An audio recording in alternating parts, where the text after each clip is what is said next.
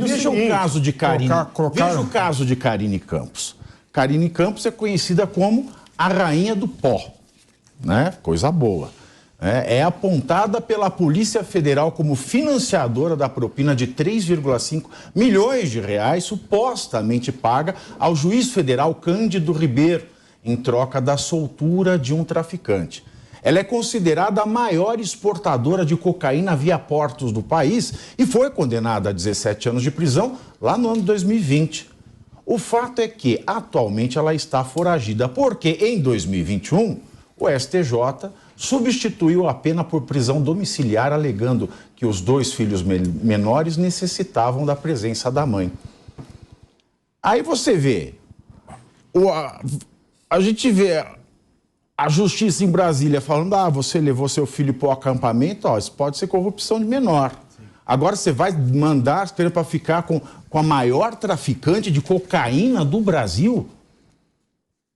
Isso tem racionalidade, Bissoli?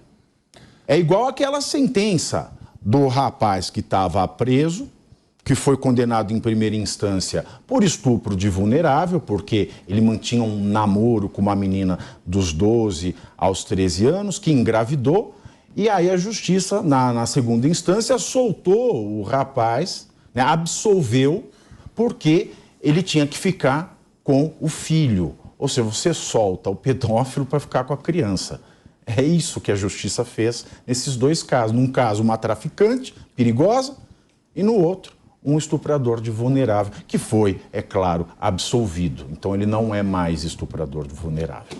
Esse é o problema, Pavinato, da gente não analisar cada caso com a sua particularidade. É verdade que, recentemente, até num polêmico caso que foi da Adriana Anselmo, ex-esposa do governador do Rio de Janeiro, o Sérgio Cabral, ela teve uma decisão favorável do STF no sentido de poder ter a prisão domiciliar para ficar com seus filhos. Ali foi um precedente importante para outras mães no Brasil. E talvez deva ser realmente um precedente a ser aplicado em determinadas circunstâncias. Mas a rainha do pó, com todo o histórico que tinha, eu duvido que nos autos do processo não tivesse todo o seu histórico de periculosidade e envolvimento com o crime organizado do tráfico de drogas, tivesse a mesma visão. Porque aí a gente começa a olhar mais ou menos aquela regra, é muito processo para julgar, põe uma regra aí, pede para os assessores do gabinete fazer o seguinte, todo mundo que tiver filho, solta. Mas em qualquer circunstância, me parece que começa a banalizar dessa forma a aplicação da jurisprudência. Então, sim, eu sou um defensor de que as mães com filhos pequenos possam se beneficiar da jurisprudência de criar os seus filhos. Mas em quais circunstâncias? Talvez aquelas que foram pegas nos atos do dia 8. Mas não uma traficante de pó internacional que domina o tráfico de pó no Porto. Não é qualquer pessoa. O apelido é rainha, inclusive. Então não dá para ter esse tipo de atitude conivente com esse tipo de prática, que é, vou usar uma jurisprudência dizendo que ela existe, sem olhar o caso em concreto e o risco que eu estou correndo de ter uma pessoa como essa foragida. Ou alguém que é a rainha do pó não tem dinheiro suficiente para ser foragida. Alguém que supostamente pagou, comprovadamente pagou, não sei qual o fim desse processo, 3 milhões e pouco para o juiz dar uma sentença para soltar um traficante, não tem dinheiro para ser foragida. Tem dinheiro para ter jato próprio e sair do país. Não, exatamente. Dá para falar que a lei é clara nesse país, Felipe, meu querido amigo Felipe Monteiro? Dá para falar que a lei é clara diante desses tipos de decisão? Porque a lei é clara também no melhor interesse do menor, na periculosidade, independentemente de ter filhos ou não, a materialidade, né, a forte evidência de que aquela pessoa provavelmente cometeu o crime e a sua periculosidade, elas mandam o juiz aplicar essa medida que é a prisão preventiva. Não tem exceção a regra. E aí a gente vê nesses casos, a lei parece que não é clara no Brasil. Ô, Pavinato, o que eu acho é o seguinte, primeiro que o poder materno no cuidado do filho é muito importante, ainda mais na primeira infância, não é? Mas... Você não pode ignorar isso. E eu acho o seguinte também, que o Estado, né, não pode se eximir do seu poder de fiscalização. O problema aí, no caso concreto, não é ela ter ficado com o filho, que foi a medida acertada. O problema, na minha opinião, é o Estado não ter condição de fiscalizar e de acompanhar ela de perto, né? Então, assim, não dá para a gente justificar eventual exceção na aplicação da lei, porque ela seria uma traficante com alta periculosidade. Não, a lei foi aplicada de forma correta, Porque provavelmente essa decisão do STJ vai fazer com que os filhos dela não entrem para criminalidade. Isso. Né? E agora ela é uma traficante internacional foragida. O problema do Estado que não fiscalizou. Exato. E, olha, aí é o seguinte, é uma decisão que precisa ser muito bem analisada e analisada com cuidado. Não dá para entender. Ela já estava condenada a 17 anos de reclusão. Ela foi condenada a 17 anos de reclusão em 2020. Em 2021 é trocada a pena, que é o regime fechado. 17 anos de reclusão é pena cumprida em regime fechado. Ela não deveria perder o poder familiar, o poder parental? Perde. Pátrio-poder não pode mais falar. Agora é poder parental ou... O Capês está vestindo a carapuça de promotor de justiça aqui. Não é não. Primeiro lugar, eu estou sendo coerente com a decisão. Ela foi condenada a 17 anos de reclusão em regime fechado. Muito bem. O STJ não concede liberdade provisória. Ou seja, ele entende que estão presentes os motivos para a prisão preventiva. Porque ele não concede a liberdade provisória. Domiciliar. Se ele concedesse a liberdade provisória, ele teria entendido. Bom, vigora o princípio do estado de inocência, ela se presume inocente, não há nenhum motivo para ela permanecer presa até o fim do julgamento. Mas não foi isso. Ele reconheceu que havia motivos para ela continuar presa. O STJ reconheceu que havia motivos para a subsistência da prisão preventiva. Ele só trocou a modalidade de prisão preventiva. Em vez de ficar cumprindo a prisão preventiva dentro do cárcere, do presídio, ela vai cumprir na casa dela. Ora, uma traficante, chefe do tráfico, rainha do pó, vai cumprir no seu domicílio uma pena de prisão que é determinada provisoriamente para evitar que ela pare de praticar tráfico de drogas? Me desculpe, é uma decisão muito estranha. E esse tipo de questão tem que ser mais debatida e mais aprofundada.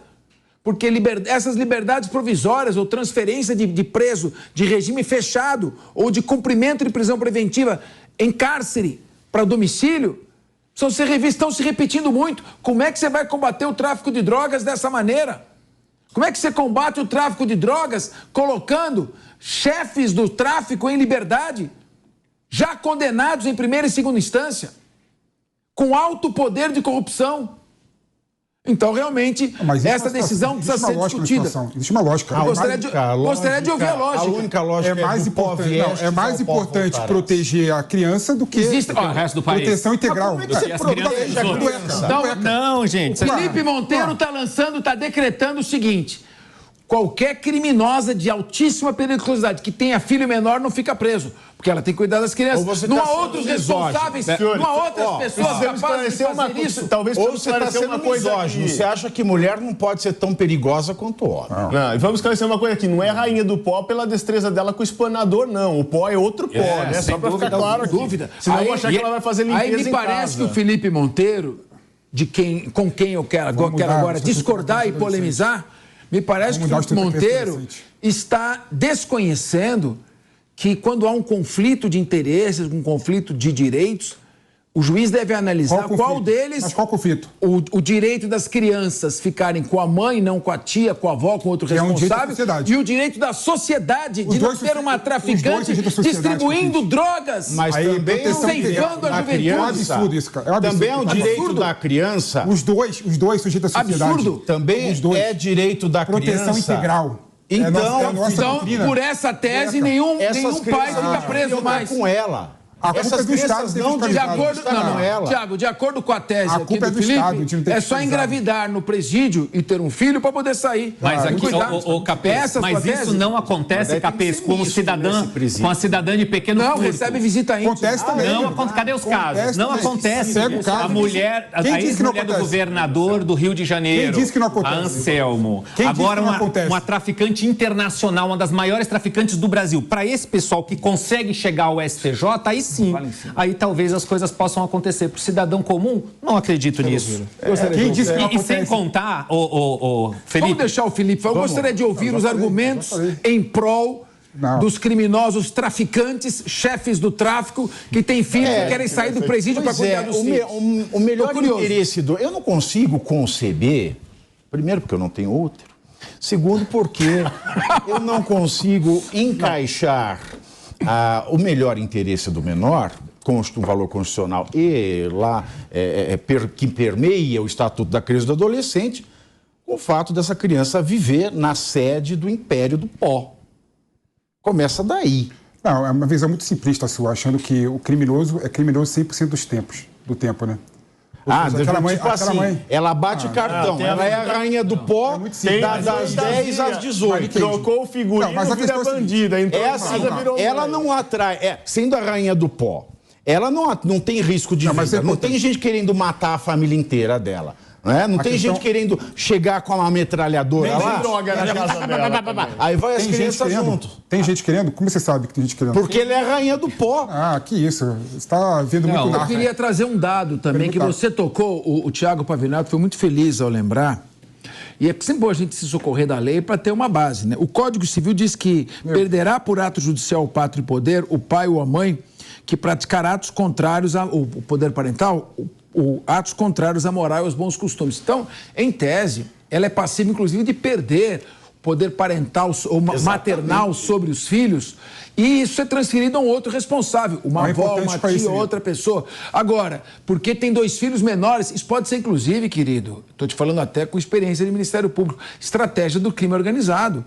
Começar a selecionar mães para a prática do crime, para chefiar como laranjas, quadrilhas ou não, para que depois possam sair em regime domiciliar.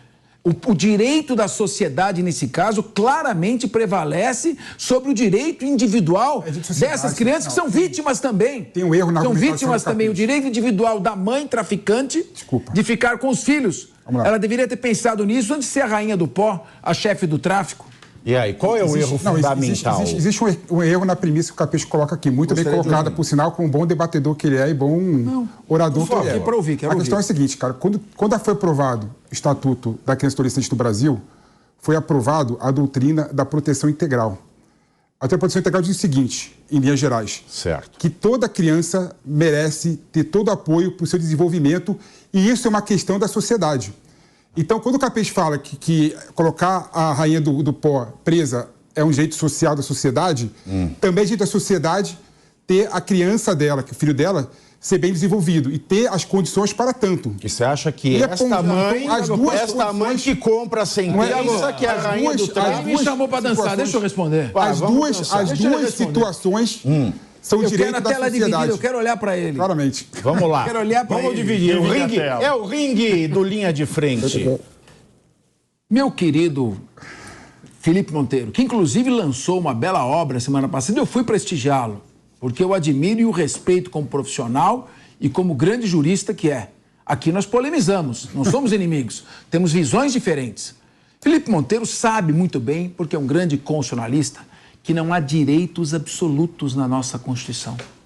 Nenhum direito absoluto, no caso da rainha do pó, de ficar com os filhos, pode exceder outros direitos, como o direito da sociedade de ser protegida e proteger suas crianças contra o tráfico de drogas. Nem o direito à vida é absoluto. Nem o direito à vida na Constituição é absoluto. Porque é possível a pena de morte em estado de guerra declarada. E também a legítima defesa. O Código Penal autoriza o desforço imediato para a proteção da própria vida, inclusive com a legítima defesa.